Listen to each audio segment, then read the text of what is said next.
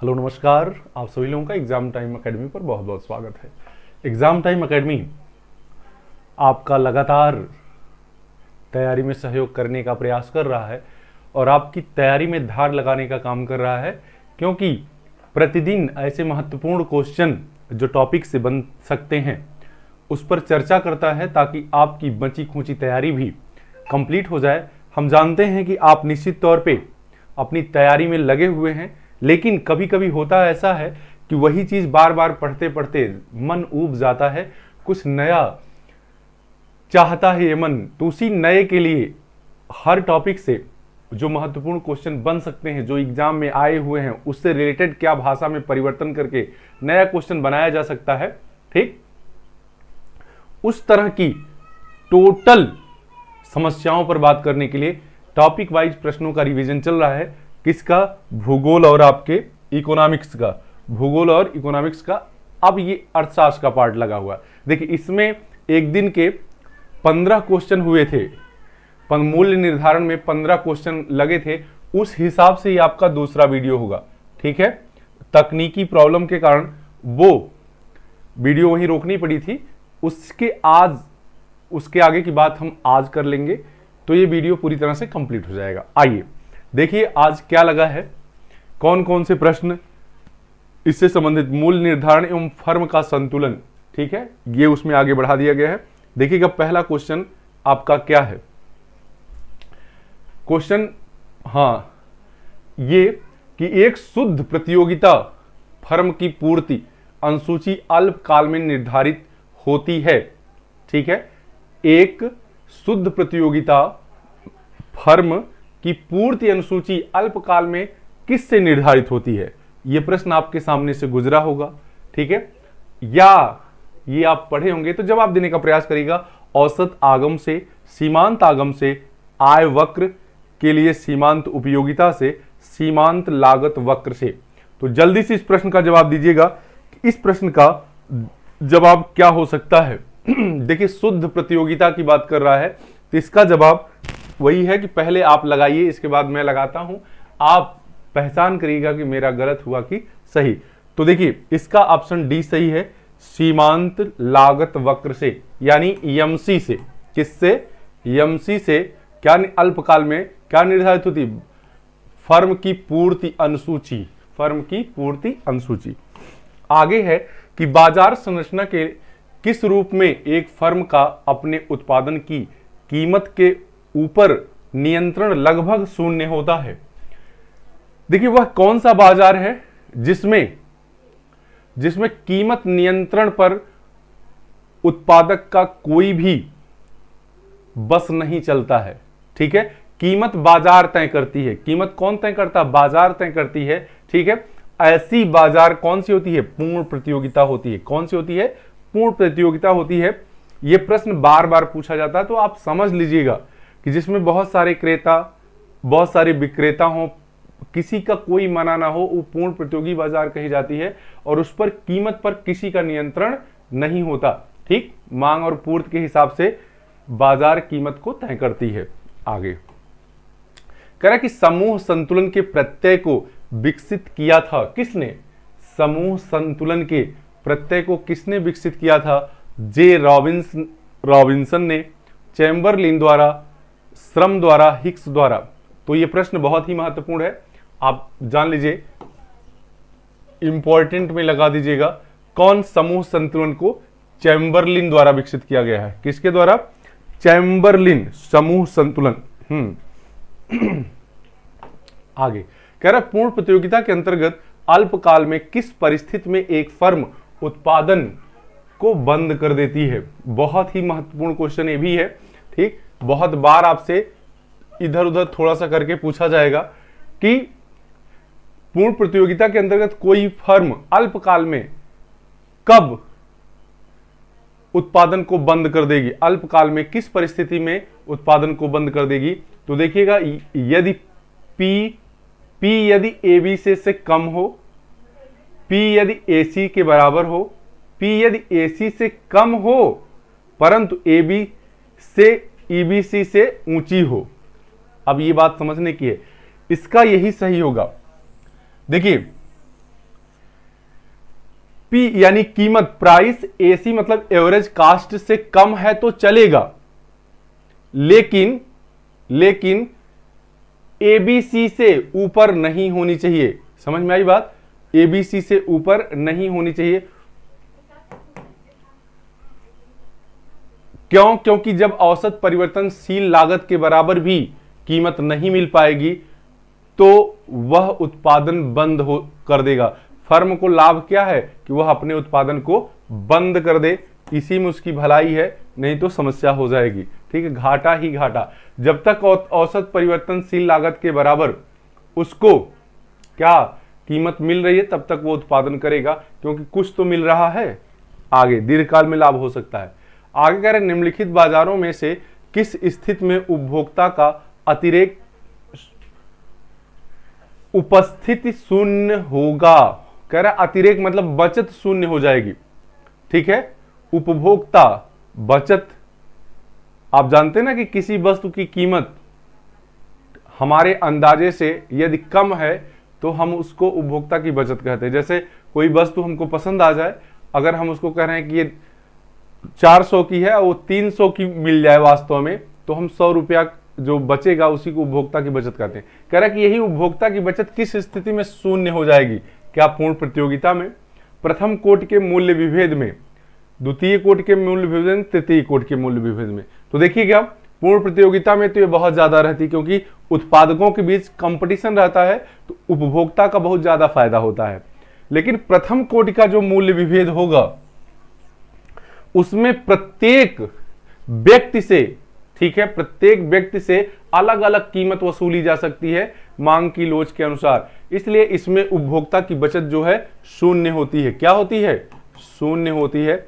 इसमें एक व्यक्ति के समूह से अलग कीमत वसूली जाती है, इसमें एक बाजार से अलग कीमत वसूली जाती है। तो प्रत्येक व्यक्ति से जब अलग अलग कीमत वसूल ली जाए तो उसे कहते हैं प्रथम कोटि का मूल्य विभेद।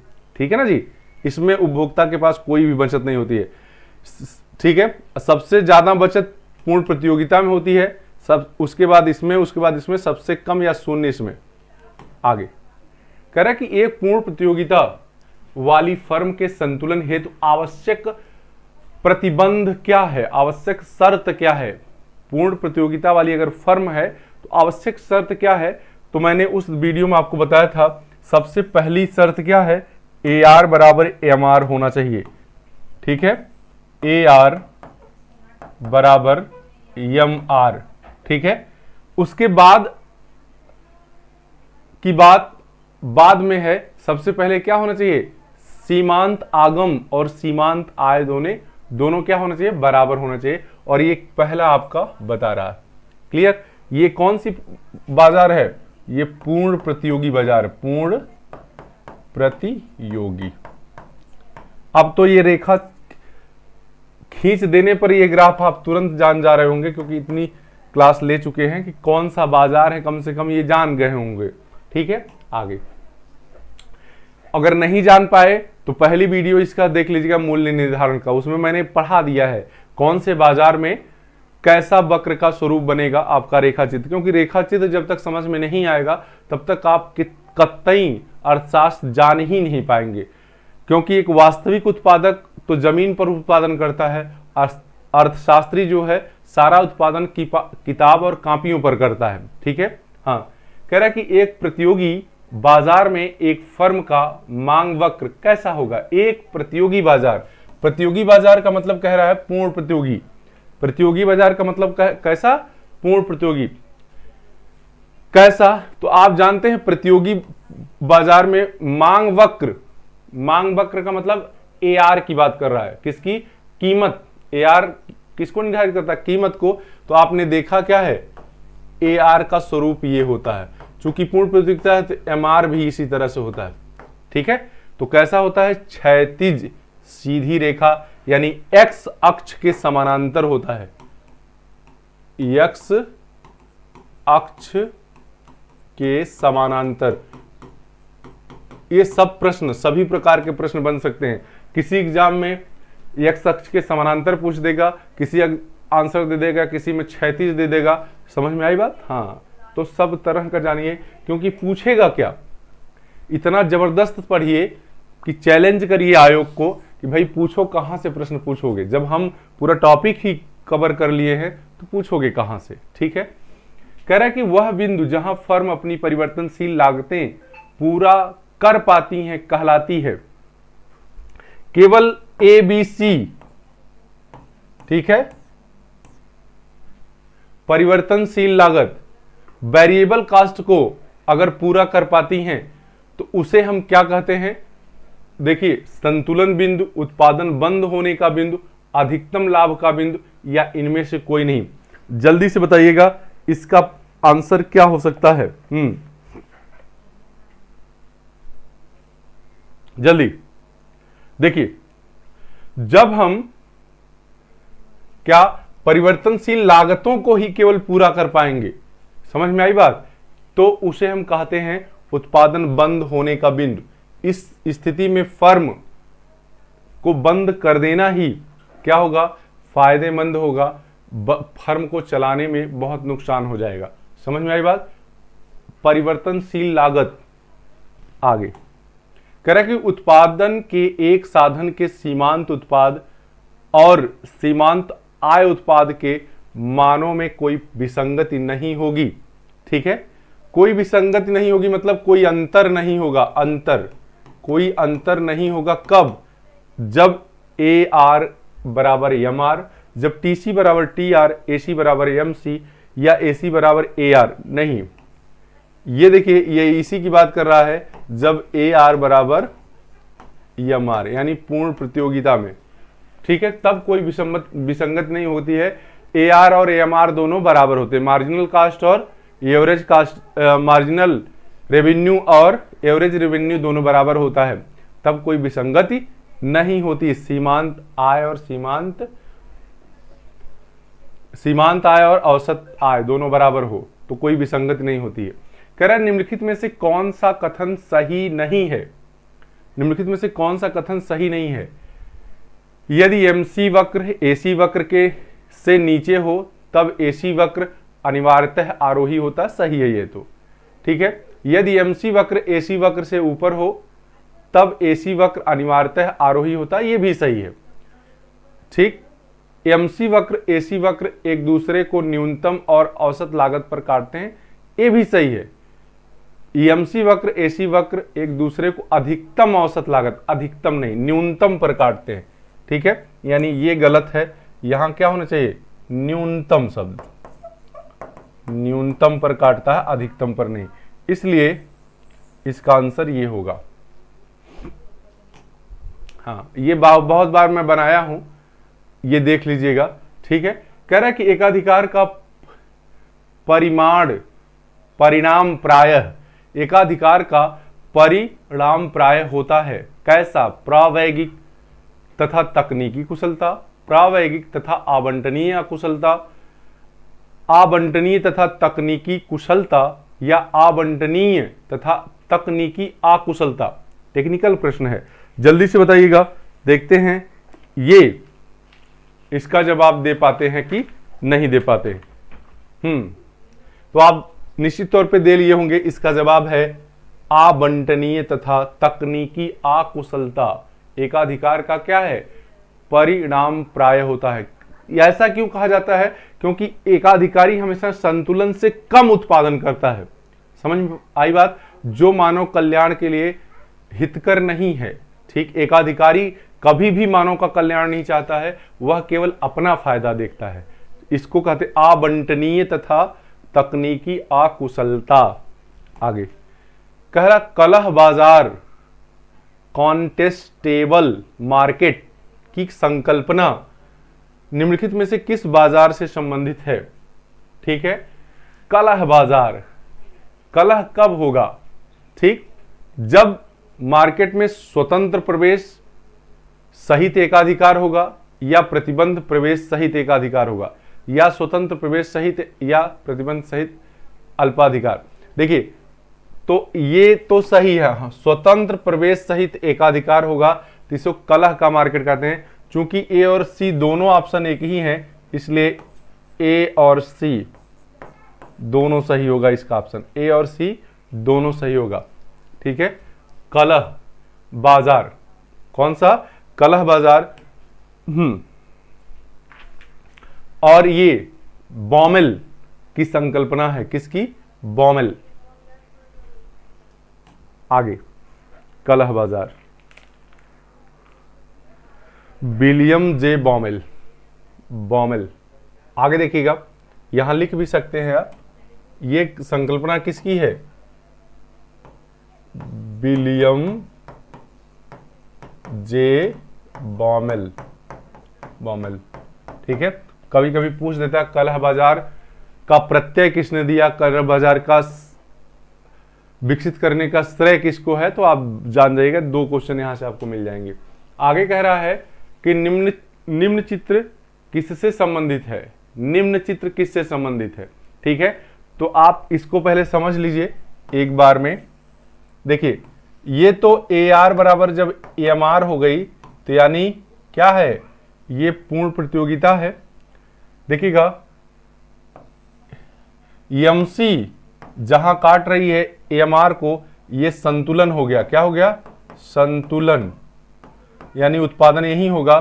अब चूंकि एसी भी यहीं से होकर चली गई है, यहीं से, ठीक है, यानी औरज कास्ट और सीमांत कास्ट, समझ में आई बात? सब कुछ एवरेज लागत, औसत लागत और सीमांत लागत बराबर है, समझ में आई बात? और आपका एसी एआर के बराबर है, यानी यहां सामान्य लाभ की स्थिति होगी। कौन सा? सामान्य लाभ, सामान्य लाभ की स्थिति बनेगी। कह रहा है पूर्ण प्रतियोगिता के अंतर्गत अल्पकालीन संतुलन, पूर्ण प्रतियोगिता के अंतर्गत दीर्घकालीन संतुलन, एकाधिकार प्रतियोगिता के नहीं, ये पूर्ण प्रतियोगिता के अंतर्गत अल्पकालीन संतुलन है। कैसा? पूर्ण प्रतियोगिता के अंतर्गत अल्पकालीन संतुलन है। क्लियर? कह रहा है कि पूर्ण प्रतियोगिता के अंतर्गत एक फर्म का मांग वक्र होता है, एक पूर्ण प्रतियोगिता के अंतर्गत एक फर्म का मांग वक्र होता है, नीचे की ओर गिरता हुआ नहीं। अभी देखिए, इसको मैंने बताया एक्स अक्ष के समानांतर। देखिए, वो प्रश्न 2005 में आया था, ये 2009 में आया, फिर वही घूम फिर के इधर उधर होगा। ठीक है, मैं अक्सर ये प्रश्न कब आया है ये इसलिए डाल देता हूं ताकि आपको विश्वास हो पाए कि प्रश्न यही सब आने हैं। आपकी पढ़ाई पूरी है, बस ज्यादा से ज्यादा क्वेश्चन को हल करिए, और वह एग्जाम टाइम एकेडमी करने का काम कर रहा है। मैं 200 प्रश्न का सीरीज चलाऊंगा। ठीक है, बस केवल आप लाइक, शेयर और सब्सक्राइब करें चैनल को। ज्यादा से ज्यादा आने वाले समय में जब थोड़ा सा कॉलेज का सिस्टम सही हो जाएगा जाने आने का, तो फिर एक एक दिन में 100 प्रश्नों की सीरीज चलेगी। ठीक है, एकदम 100% सत्यता के साथ, और वो लाइव क्लास होंगी। कैसी क्लास होंगी? लाइव क्लास 9 से 10 बजे, दोनों सब्जेक्ट के। ठीक है, और आप पढ़िएगा, मजा आएगा आपको। ठीक, हाँ, आगे देखिए, कह रहा है कि निम्न चित्र किस स्थिति को प्रदर्शित करता है? निम्न चित्र किस स्थिति को प्रदर्शित, आप बताइए। ये पहली बात, कौन सा बाजार है ये डिसाइड करिए। तो ये जब ए आर बराबर एम आर हो गया, तो ये हो गया क्या? पूर्ण प्रतियोगिता। क्या हो गई? पूर्ण प्रतियोगिता। ये हो गई पूर्ण प्रतियोगिता। ये वाई अक्ष हो गया, ये एक्स अक्ष हो गया, ये आपका 0 हो गया। अब देखिए, एमसी काट के निकला, यानी ये संतुलन ए पर संतुलन हो गया। ठीक है, और यहीं से एसी भी गुजर गया, यहीं से एसी भी गुजर गया, यानी कौन से लाभ की बात कर रहा है? पूर्ण प्रतियोगिता में सामान्य लाभ, असामान्य लाभ। असामान्य लाभ कैसे दिखाता? देखिए, यही ये भी जान लीजिए, असामान्य लाभ कैसे दिखाता, मतलब लाभ कैसे होता? यदि ए आर बराबर एम आर है, पूर्ण प्रतियोगिता हो गई, वाई हो गया, ये एक्स अक्ष हो गया, ये हो गया, तो एमसी तो क्या कर दी? एमसी ये संतुलन को कर दी डिसाइड। अब देखिए, अगर यही एसी जो है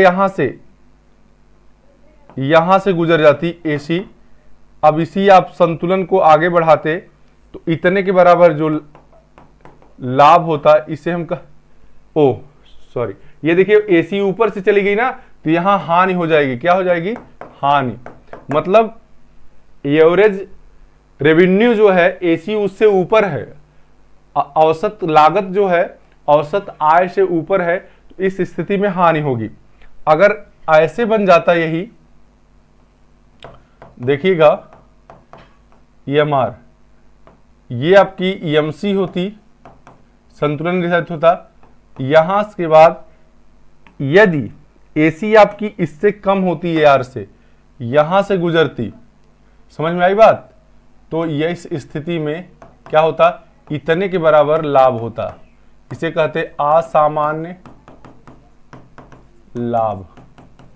ठीक है, अल्पकाल में पूर्ण प्रतियोगिता को लाभ, सामान्य लाभ और हानि तीनों हो सकती है, और दीर्घकाल में केवल और केवल सामान्य लाभ प्राप्त होता है।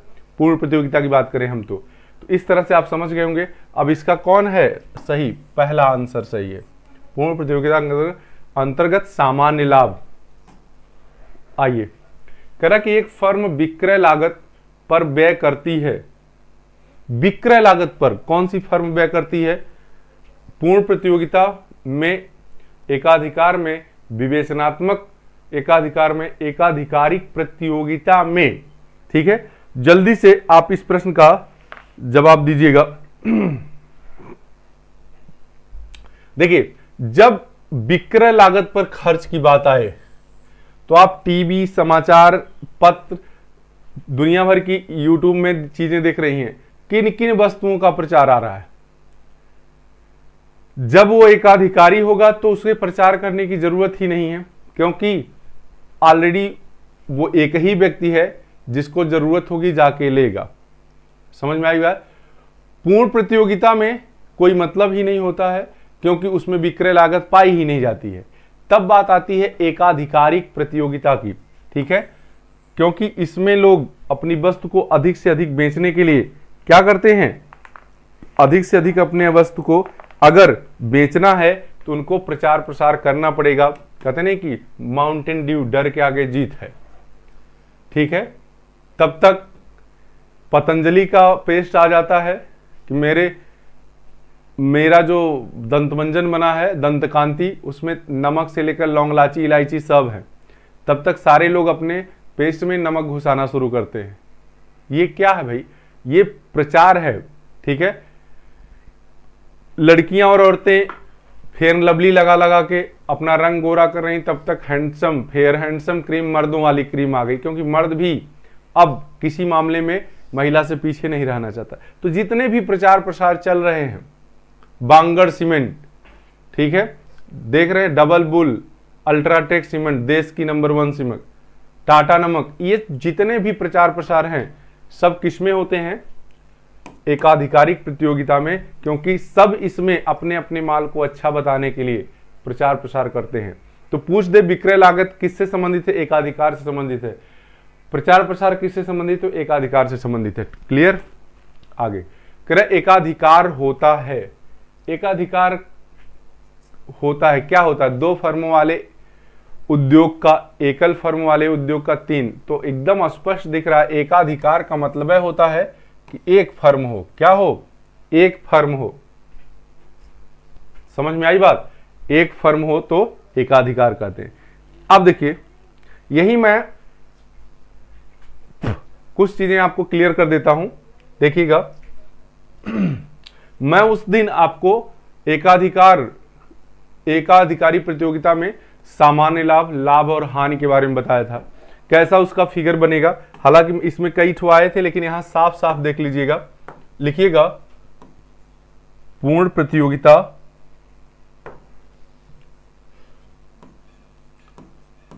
पूर्ण प्रतियोगिता पूर्ण प्रतियोगिता में लाभ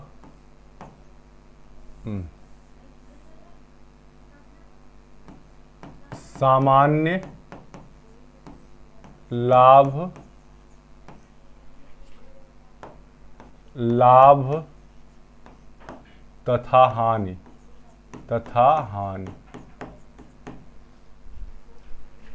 ठीक है।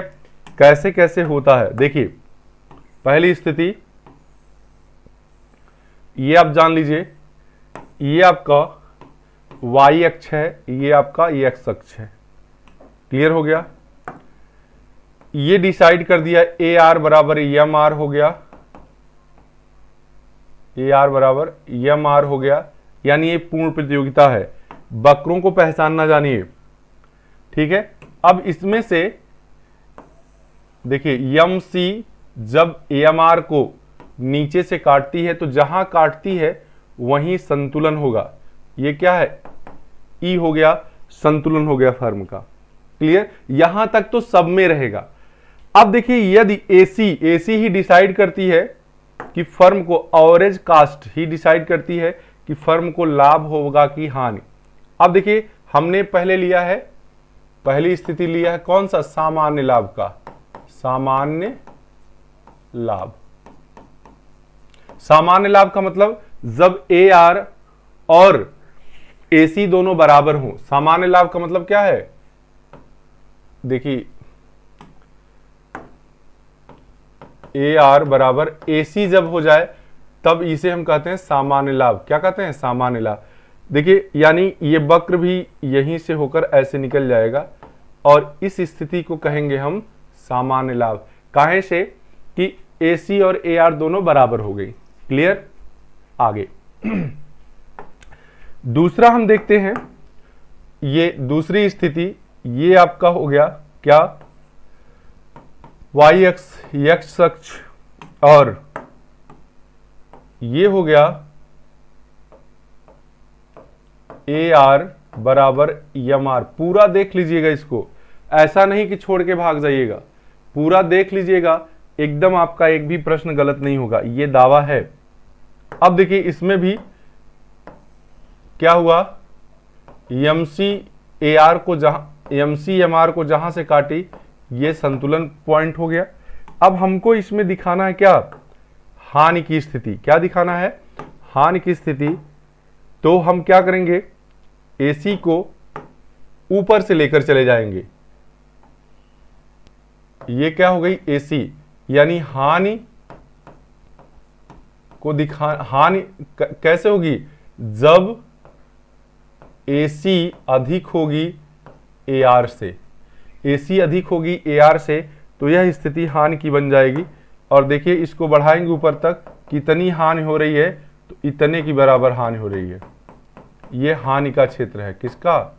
हानि का। क्लियर? अब लाभ की अगर मैं बात करूं, किसकी? लाभ की मैं बात करूं तो देखिएगा फिर ये वही बाजार है। कौन सा? पूर्ण प्रतियोगिता बाजार। क्यों है पूर्ण प्रतियोगिता? क्योंकि इसमें ए आर बराबर एम आर है, ए आर बराबर एम आर है। ठीक है, इकोनॉमिक्स जो लोग नहीं पढ़ते होंगे वो जान ही नहीं पाएंगे कि हम ये क्या कर रहे हैं, क्या रेखा पाई खींच रहे हैं। ठीक, आगे देखिए, यहां एमसी एम आर को काट दी तो यहां हो गया संतुलन। क्या हो गया? संतुलन। अब हमको लाभ या असामान्य लाभ, दोनों एक बात है, दिखाना है, तो हम क्या करेंगे? एसी को ए आर से नीचे रखेंगे, एसी को ए आर से नीचे रखेंगे। थोड़ा पेन अलग कर लेते हैं। एसी को ए आर से नीचे रखेंगे, एसी को ए आर से नीचे रखेंगे, ये ठीक है, एसी हो गई। क्या होगी? एसी। अब देखिए इतना, प्रत्येक इकाई की कीमत इतनी मिल रही है, लागत इतनी आ रही है, यानी कि इसके बराबर ये हो गया लाभ। क्या हो गया? ये हो गया लाभ, इसे कहेंगे, या असामान्य लाभ कहेंगे।